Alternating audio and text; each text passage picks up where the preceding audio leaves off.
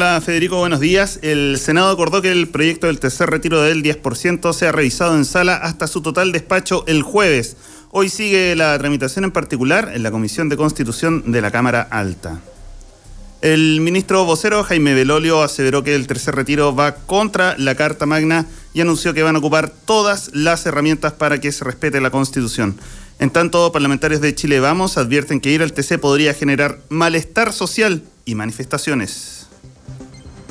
Ante cuestionamientos por el bono clase media, el presidente Sebastián Piñera anunció la ampliación del ingreso familiar de emergencia para el 80% de las familias más vulnerables. El beneficio se dará sin requisitos y contempla 100.000 pesos por integrante del hogar y llegaría a 13 millones de personas. Representante de Human Rights Watch cuestionó respuesta del gobierno y las Fuerzas Armadas por el sketch humorístico en el canal La Red. José Miguel Vivanco afirmó que las reacciones muestran un elemental desconocimiento de estándares internacionales sobre libertad de expresión y parecieran destinados a intimidar a quienes critican o parodian a las Fuerzas Armadas.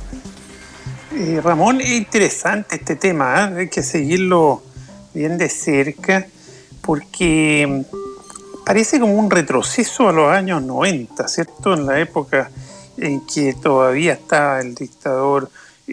Había entregado el poder, pero seguía de general en jefe, y cuando se criticaba al ejército hacía todo tipo de pataletas, incluso ejercicios de enlace, sacaba militares pintados con sus caras pintadas a las calles.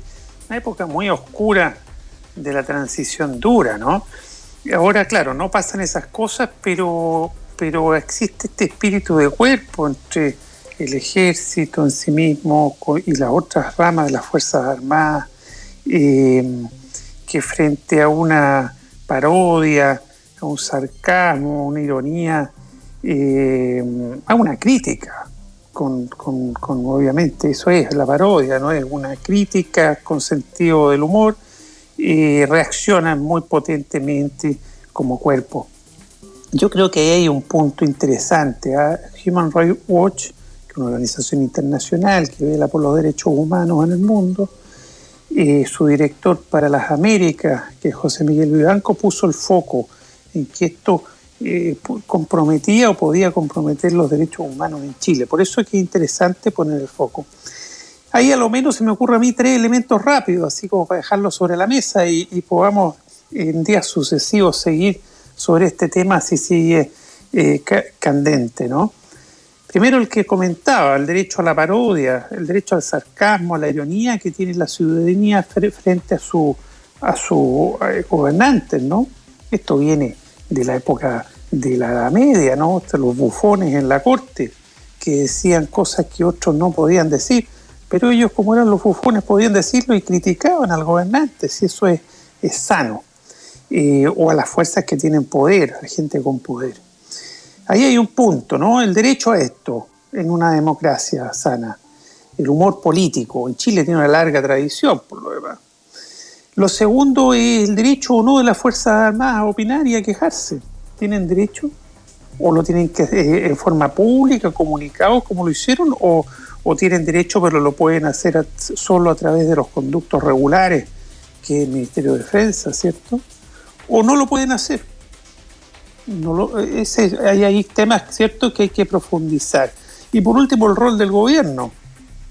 El gobierno tiene que cuadrarse al lado de las Fuerzas Armadas cuando se quejan, o tiene que tomar un rol de gobierno de todos los chilenos y decirles, señores de Fuerzas Armadas, este es un tema que no es suyo, es nuestro, ustedes limítese a sus funciones profesionales. Es decir, tiene varias aristas, pareciera que no las tiene, pero las tiene, independiente de la calidad del humor político, porque el humor político puede ser malo, ¿no? O bueno, pero no tiene que ver con la calidad, ni lo que dice, tiene que ver con los roles de cada uno en la sociedad. Eso se me viene a la mente, Ramón Pozo, cuando leíste ese titular del día. Claro, y aquí hay 2 patas, una, además de las 3 que tú planteaste, hay otras 2, una que tiene que ver con si esto puede representar una especie de amedrentamiento en contra de las personas que hagan humor político, Y esa es una de las visiones que también está tomando fuerza respecto a este caso en la red.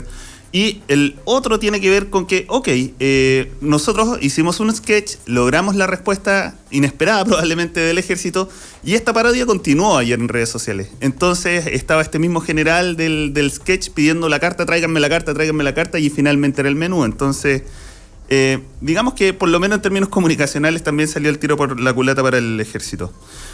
Claro, y recordémonos que la parodia política, el sarcasmo político es algo muy propio de Chile, de siempre, pero además del mundo occidental, de las democracias occidentales.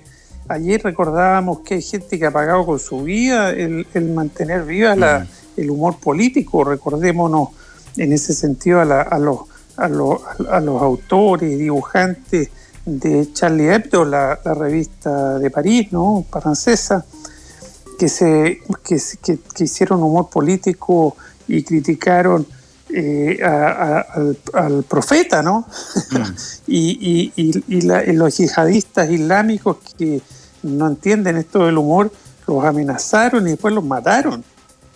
Es decir, este es un tema que hay que ponerle coto al alboroto luego, que queden muy claras las cosas luego para que no se pueda llegar y no haya ni una tentación de llegar a extremos de coartar la libertad de la parodia y de hacer humor político, porque es coartar la libertad de expresión en definitiva, pero también hay que conversar cuáles son los límites anteriores o posteriores, es decir, ex ante o ex post, como dicen los abogados, ¿no? Hay que poner el límite antes y censurar, o hay que ponerle el límite después, que el que se pasa de cierta raya y injuria y calumnia tiene que pagar ante los tribunales. Es un bonito tema para conversar en una democracia. Claro, y al humor que además que le gusta patear este cerco, digamos. Tal cual. Y en otro tema... Oye, es parte del rol de la parodia política, patear el cerco. Sí, me dejas el cerco ahí, yo lo pateo y después se discutirá. Bueno, y en otro tema muy distinto, desde esta tarde llegarían las lluvias a la zona central. La Dirección Meteorológica anunció precipitaciones con probables tormentas eléctricas en Coquimbo, Valparaíso y la región metropolitana. A quienes nos escuchan, les recordamos que pueden seguirnos a través de www.radiolaclave.cl, en redes sociales @radiolaclave, esto en Twitter e Instagram, y el Facebook también de Radio La Clave. Y por supuesto, si quieren estar informados de todo lo que acontece en Chile y el mundo, visiten www.elmostrador.cl. Muchas gracias, periodista Ramón Pozo. Nos vemos. Ahora vamos a conversar con el editor general del Mostrador, Héctor Cosio. ¿Cómo estás, Héctor? Muy bien, Federico. Buenos días. Buenos días, lo mismo, Ramón. Antes de pasar al tema, Federico, me quedé con esto de lo que estabas hablando de la parodia, y lo que también parece parodia, pero no lo es, son las declaraciones del ministro Belolio, esto de amenazar con enviar el tercer retiro porque atenta con la Carta Magna. Habría que recordar al ministro Belolio que la Carta Magna, el 80% de la población de Chile en el último plebiscito votó que quería cambiarla. Entonces parece como efectivamente una parodia defender, amenazar con algo que está muriendo. O sea, eso es paródico. No, y oye, no solo está muriendo, sino que el gobierno cuando en el segundo retiro, cuando se dio cuenta de que la cosa era inevitable, lo hizo igual a través de sus propios mecanismos. Entonces, mira, hay cosas que parecen parodia y no lo son. Buen punto. O quizás el ministro Belolio cultiva la parodia. Claro, es un humorista encubierto. Has descubierto un humorista. Claro, yo sumarlo a la Herrera y el ministro. Exacto. Oye, Héctor Cosio, hay problemas serios de agua en muchas partes de Chile, pero hay un lugar específico donde que es el primer titular del Mostrador de hoy, a esta hora por lo menos, porque los titulares se van renovando, que lo escribiste tú mismo, que se refiere a los problemas de agua en Quintay, una localidad en la quinta región, que se da este contraste extremo en cuanto a que hay gente que tiene toda el agua y otros que prácticamente no tienen agua, y los que tienen todo el agua tienen las mejores piscinas artificiales, tienen canchas de golf entre las mejores de Sudamérica, que significa un gran riesgo, ¿cierto?, para mantener las canchas de golf de pasto, etcétera, etcétera. Cuéntanos un poco de esto, del contraste y de por qué se puede dar esto. Sí, Federico, es dramático, es triste, conversando también, no solo, digamos, con las fuentes de información para acceder a lo que ocurre ahí en la zona, sino también con la gente del lugar. El artículo que se titula La agonía seca de Quintay muestra, yo creo que como primera sinopsis, que es una radiografía brutal de la desigualdad. O sea, en el caso de Quintay no solo se trata de una población que es costera, que está compuesta, digamos, los recursos económicos vienen del mar, pero también del recurso turístico de esa zona, que está muy deprimido a propósito de la pandemia, sino que además están afectados hace años por una escasez hídrica que afecta a toda la provincia de Casablanca, que está con escasez de agua, pero que en el caso particular de Quintay les golpea en la cara, como decía recién, una desigualdad que es brutal. La comunidad la componen cerca de 1.000 familias que viven en esta zona, y esta localidad, que lleva muchísimo tiempo en el lugar, es vecino de un resort de muy alto estándar llamado Santa Augusta. Un resort que funciona a través de distintas personalidades jurídicas, como el condominio Santa Augusta, como la inmobiliaria Santa Augusta, como el complejo hotelero Santa Augusta, y las canchas de golf que tú mencionabas y que efectivamente están dentro de las mejores de Sudamérica. El punto de esta brutalidad que yo te hablo es que desde fines de los 80 y comienzo de los 90, y desde luego durante todo lo que vino después, los derechos de aprovechamiento de agua consumtiva, es decir, aquella agua que se consume, que no que se devuelva al río, como por ejemplo las aguas que son utilizadas para las hidroeléctricas, en un 99%, Federico, son de propiedad de la inmobiliaria Santa Augusta. Tú comprenderás que ya sabemos que en Chile tenemos este problema grande, digamos, del Código de Aguas y de que no existe ninguna norma en Chile en que se deje con toda claridad que el agua es un derecho humano, y existiendo esta contradicción que viene hace mucho tiempo, en el caso particular de Quintay la cosa llegó a su extremo total. O sea, cuando una empresa ostenta el 99% de los derechos de aguas, eso quiere decir que puede hacer tomas de agua en los esteros o los afluentes que tenga la comunidad para poder tomar el agua en cualquier punto de ella. Lo puede tomar desde su nacimiento, en la mitad, y puede además también tomar toda el agua que requiera. Para poder mantener estas canchas de golf que te decía, la empresa, la inmobiliaria, mantiene 3 piscinas artificiales con agua dulce, solo exclusivo para su regadío, y más o menos gastan entre un promedio entre un 24 y un 35% de litros por segundo para poder mantener esta piscina. Cabe recordar que hace algún tiempo, Federico, la Corte Suprema se pronunció sobre cuál es la cantidad mínima que debiese tener una persona diaria para poder efectivamente materializarse este tema, digamos, de que el derecho de agua es un derecho que está antes que cualquier otro y que se debe garantizar un mínimo de 100 litros. Es eso lo que se debe mantener para la gente, diarios. Estas canchas agua esencial, agua para beber, agua para potable, limpiar, agua esencial. Claro, agua esencial, limpia y saneada, que es lo mismo que decir agua potable. Por eso esas aguas están siendo ocupadas no solo, digamos, para los residentes, que digamos son residencias de muy alto estándar, generalmente segundas viviendas, pero además para regar todos sus jardines. Entonces, ¿cuál es el punto acá? Que desde hace tiempo que la gente tiene una lucha judicial contra Santa Augusta, y ellos mismos lo han podido confirmar, porque en las tomas de agua que tiene Santa Augusta, parten desde muy arriba, desde el afluente principal, que es el estero, el Jote, canalizando toda el agua hacia Santa Augusta. Eso ha hecho que este estero, que era el estero histórico que proveía de agua limpia para la comuna, se secara. más o menos son que ellos tienen ahí, con esos derechos de agua, tienen cerca del 90% de los derechos de todo, de toda la localidad. Pero además hay otro estero, que es el estero Casablanca, que también alimenta de agua limpia a la ciudad, que también es propiedad de esta inmobiliaria. Se suma a ambos derechos, que da el 99% de los mismos. Pero ¿Qué hacen las 1000 familias del pueblo? ¿Y qué hacen? ¿Cómo viven?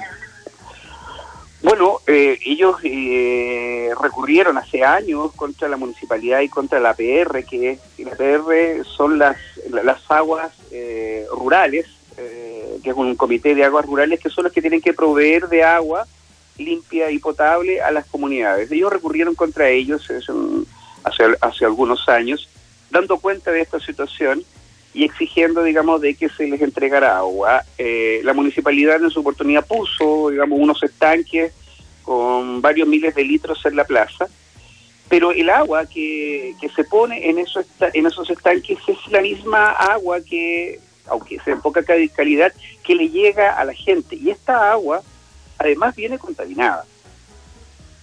Sin sumar que estas grandes contenedores de agua, además tienen un lugar muy muy difícil de acceso, donde las personas adultos mayores o las personas con familia, con niños, no pueden acceder.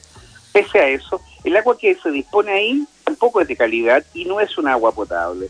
Empezaron la comunidad, a través, digamos, de gestiones propias, hicieron un estudio técnico al agua. ¿Y qué comprobaron? Que el agua que les llega a ellos, la poca agua que les llega a ellos y la que está contenida en estos contenedores que pone la municipalidad, tiene las más altas concentraciones de distintos compuestos químicos que están prohibidos o que están fuera, digamos, en su rango de lo que debería ser un agua potable. La cantidad de hierro está al triple, el manganeso está al doble, y hay una serie, digamos, de elementos químicos que, según toda la literatura científica, si son consumidos de manera frecuente y periódica, pueden provocar diversas enfermedades e incluso hasta la muerte. Ellos presentaron... Oye, pero entonces... Perdón, te interrumpí, dale. Sí, ellos presentaron producto, digamos, de esto, y que hay que decirlo muy bien, ¿eh? Este estudio que aquí debiese por lo menos la autoridad comunal o los privados que se están tomando el agua. Además todo esto es una historia de un egoísmo también que es brutal, porque si estás hablando de un resort de este estándar que te está acusando de robar agua, por lo menos tú deberías intentar ayudarlos con los fondos para realizar en común un estudio del agua, o al menos la municipalidad hacerse cargo también. Bueno, nada de eso ocurrió, y al final esta gente tuvo que juntar sus plata uno por uno y contratar particularmente un estudio que dio estos índices, y con esa información presentaron un recurso de protección ante la Corte de Valparaíso, que fue acogido. Y esto fue acogido a comienzos del 2020, y fue muy enfática la Corte en dar 13 instrucciones. Se ordenó a la municipalidad, a la APR, al Comité de Aguas Rurales, que instalara unos dispositivos para que los contenedores que están dispuestos para que la gente tomar agua, y también se lo dispuso a la municipalidad, pusieran unos dispositivos para poder extraer todo este material, todos estos minerales, digamos, que contaminan el agua a través de distintos dispositivos de osmosis inversa y otros asuntos técnicos. También se le ordenó a la municipalidad no solo poner esto, sino también aumentar la cantidad de litros disponibles a través de una planta desalinizadora, es decir, aumentar los litros que pudiesen llegar a la gente. Y finalmente se le dio la instrucción a la Seremi de Medio Ambiente de la zona que fiscalizara el estricto cumplimiento de estas órdenes de la Corte. Y le dio un plazo de 6 meses para que se corrigiera todo eso. Esos 6 meses se cumplieron en noviembre del año pasado. Tú hablas hoy día con la gente de Quintay y la situación sigue siendo exactamente igual. Hay personas que afirman, y sin ánimo de exageración, que no tienen para tomarse una taza de té. No pueden lavar la ropa, que para poder enjuagarse los dientes tienen que salir a comprar agua envasada. En una ¡Qué locura! Oye, de alto más deprimida es catastrófico, Federico. Oye, estoy escuchando de ti como una película de terror. Héctor Cosio, editor general del Mostrador, estamos conversando en el Mostrador en la Clave sobre los problemas de agua en Quintay, un lugar más donde hay problemas de agua, pero tan brutal que estamos conversando sobre eso. Héctor Cosio, ¿cómo se llegó a esta situación? Porque aquí no es un robo de agua. Aparte del incumplimiento de la resolución de la Corte que tú nos cuentas, que es para que esta comunidad de Quintay, de aproximadamente 1.000 familias, mucha gente, pueda sobrevivir. Pero hay un paso antes. ¿Cómo se llegó a esta situación? ¿Cómo pudo ser posible que un proyecto inmobiliario Santa Augusta pueda hacerse del 99% de los derechos de agua de una localidad? ¿Cuándo ocurrió eso? ¿Eso lo entregó la Dirección General de Agua? ¿En qué gobierno? ¿Cuándo ocurrió? ¿Hay formas de revertirlo? Cuéntanos un poco sobre eso, por favor. O sea, Federico, esto es lo que pasa, por eso que este es un caso paradigmático y un caso que sirve de ejemplo de estudio sobre precisamente el tema de la falta de regulación que existe en el Código de Aguas. Mira, hay que recordar, Federico, que esto también es brutal, mira, los proyectos de ley destinados a modificar el Código de Aguas para que el agua fuese un derecho, digamos, inalienable para toda la gente, y que el Estado debe ser el responsable de velar por ello, se ha intentado incorporar esa frase al Código de Agua hace más de 10 años. Y durante 10 años, ininterrumpidamente, a través de presiones, de lobby, bajo el argumento, digamos, del daño que esto provocaría a la inversión, los distintos parlamentarios que han pasado por el Congreso durante los últimos 10 años han dilatado esta discusión. La dilataron 10, 11 años, fue hasta el año pasado recién, cuando se llegó a la instancia de votación. Los mismos senadores y diputados que votaron en favor del 10%, ahora último, te estoy hablando de solo hace algunos meses atrás, votaron en contra de esta modificación. El Código de Agua en Chile permite una situación que además es muy, muy, muy paradójica. Cuando hay localidades como Quintay que tienen escasez de agua, el Estado no puede expropiar lisa y llanamente, por ejemplo, derechos de agua para dárselo a la gente.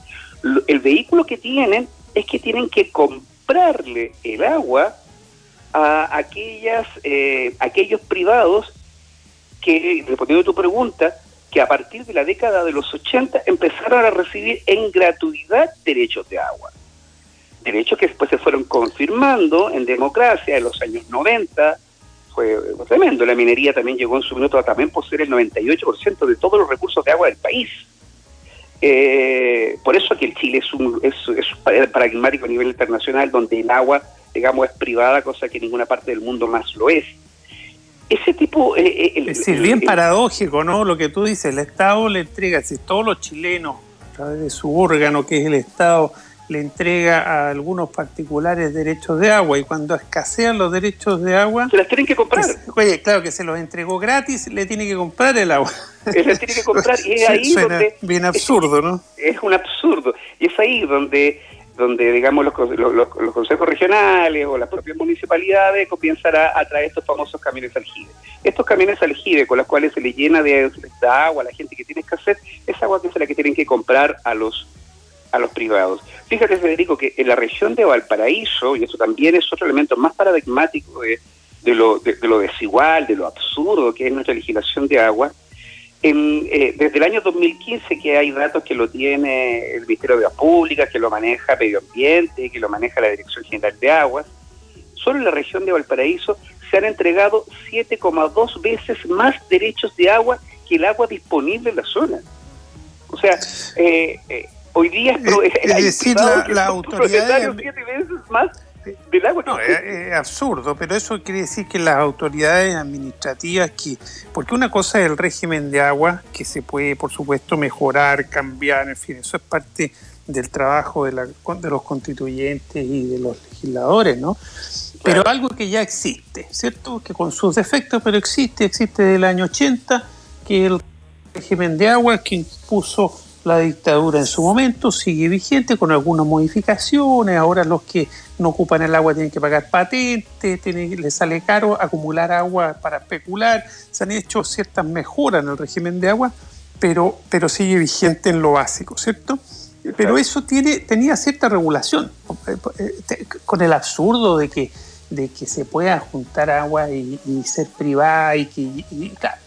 Pero ese es un tema, como digo, de futuro. En el presente es un régimen de agua que tiene cierta regulación, pero aquí en lo que tú nos cuentas de Santa Augusta, en Quintay, excede incluso la regulación, porque la Dirección General de Agua, bajo este régimen actual, tiene que velar al entregar agua, que hay agua disponible. Si tú me dices que en Valparaíso la Dirección General de Agua durante todas estas décadas ha dado más de 7 veces la cantidad de agua disponible, quiere decir que no hizo la pega. Alguien ahí no hizo la pega, ¿cierto? Y no sé si en forma limpia o deshonesta, pero entregó más derechos de agua que lo que hay.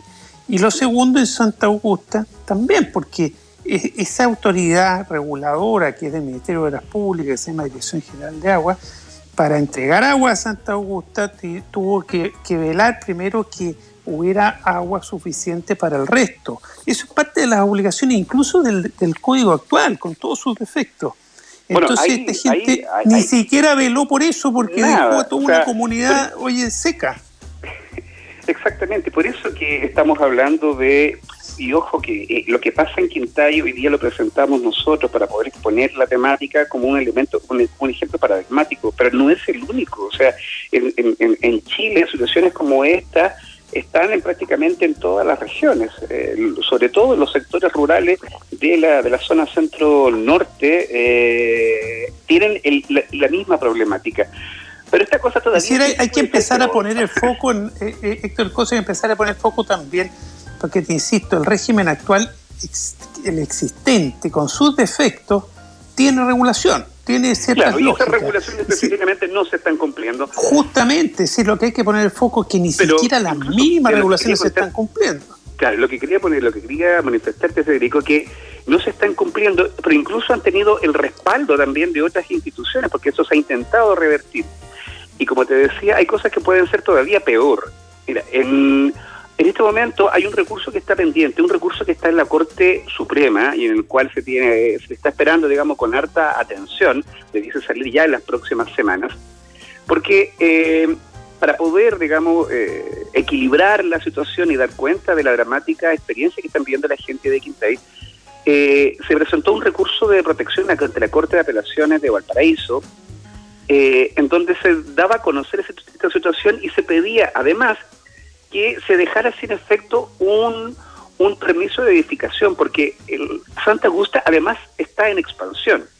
Tiene dos megaproyectos en carpeta, de proyectos inmobiliarios que traería mucho más gente a la zona, con lo cual la poca agua disponible todavía sería aún más escasa, y estos proyectos fueron entregados un permiso de edificación por la Municipalidad de Casablanca sin un estudio de impacto ambiental. El estudio de impacto ambiental también tiene que verificar precisamente la regulación que tú acabas de hacer. O sea, no solo hay un organismo que podría velar sobre el cumplimiento de no acabarse todo el agua. Cuando haces un proyecto de inversión, debe acompañarse con un estudio de impacto ambiental para poder calcular el impacto hídrico en la zona. Por supuesto. Héctor Cossa, tenemos que, antes de ir a una breve pausa, 2 preguntas rápidas. ¿Se sabe de quién es el proyecto, quiénes son los propietarios del proyecto Santa Augusta, que ha dejado sin agua completamente a la localidad de Quintay? Y lo segundo, ¿de qué época son los derechos de agua estos que dejaron sin agua a la localidad de Quintay?